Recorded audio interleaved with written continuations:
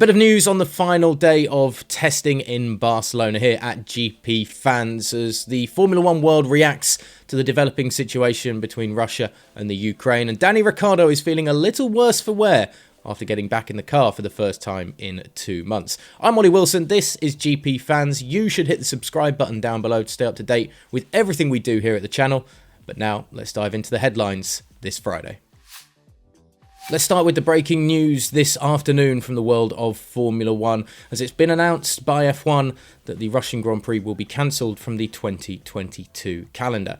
Now, this comes from the sport as a reaction to what took place yesterday morning on the Russia-Ukraine border as Russian tanks crossed the border and moved into the country, with drivers, team principals and people around the sport reacting to that news for a large part of yesterday's media. However, last night, Stefano Domenicali, F1 CEO, met with the teams and F1 personnel to discuss what should happen going forward surrounding this conflict between Russia and the Ukraine. And Formula One has come to the decision that the Russian Grand Prix in Sochi will be axed from the 2022 calendar. Formula One released a statement earlier this afternoon saying the FIA Formula One World Championship visits countries all over the world with a positive vision to unite people, bringing nations together. We are watching the developments in Ukraine with sadness and shock and hope for a swift and peaceful resolution to the present situation. On Thursday evening, Formula One, the FIA and the teams discussed the position of our sport, and the conclusion is, including the view of all relevant stakeholders, that it is impossible to hold the Russian Grand Prix in the current circumstances.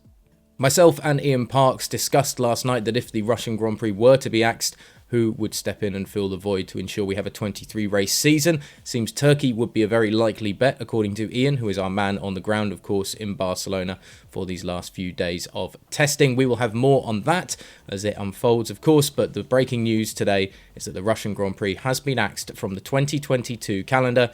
Now let's get into the news that perhaps feels a little bit slightly dated, as F1 reacted yesterday to the situation in Russia and the Ukraine.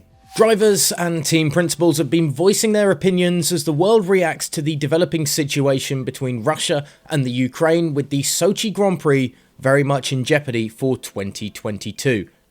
Sebastian Vettel was the first driver to speak out on Thursday after Russian tanks crossed the border into Ukraine that morning, with the four-time world champion saying, "Personally, I'm shocked and sad to see what's going on," with the Aston Martin driver adding that he would boycott the Russian Grand Prix if the race was given the green light in September.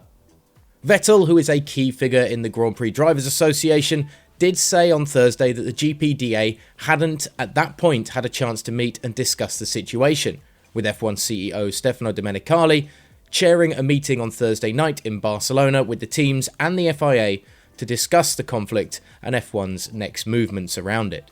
However, others have backed Vettel's words from Thursday, although remaining still a little more non-committal on what will happen in regard to the Russian Grand Prix later in the year, with Max Verstappen adding, "I think when a country is at war, it is not great to race, for sure. But it is only what I think. The whole paddock is going to decide what we are going to do next." Ferrari driver Charles Leclerc added, "We will have to speak about it, but to not go into too much detail, because to be honest, I don't have all the information about what is happening. It is very sad to see that, especially in 2022, and then we will make a decision. I think Formula One will take a decision and has more info than we do, but I can't express myself more. I don't have all the information." Fernando Alonso explained, "I think it is going to be Formula One's decision eventually. We, as drivers, have our opinion. I think it is the same one as everyone, but we don't have the power to decide on things like that. We can make our own decision for sure, but eventually I think Formula One will do the best." Jos Capito, the Williams team principal, said the sporting world must align in its reaction to the Russian conflict with the Ukraine, a nod to the UEFA Champions League final that was set to be played in St. Petersburg later this year, but has now been moved to Paris after yesterday's events. But the Williams CEO refused to commit whether he would back his two drivers should they decide to pull out of the race in Russia if it were to still go ahead in September. Meanwhile, Haas F1 have removed the Uralkali branding from their car for today's final runs of testing, adopting a all-white livery for Friday, with the team, of course, very much connected to Russia, with not only the main sponsor, but also driver Nikita Mazepin, who was removed from his scheduled press conference duties on Thursday, along with team principal Gunter Steiner.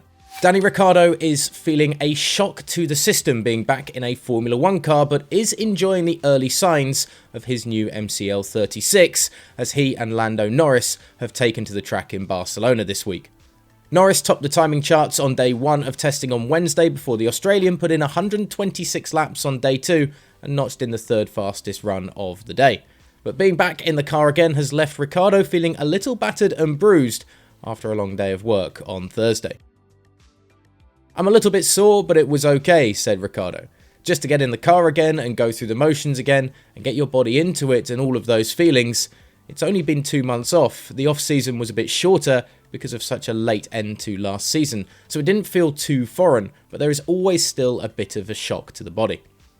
Not really knowing what to expect with the new cars, it was hard to gauge what feels good and what doesn't.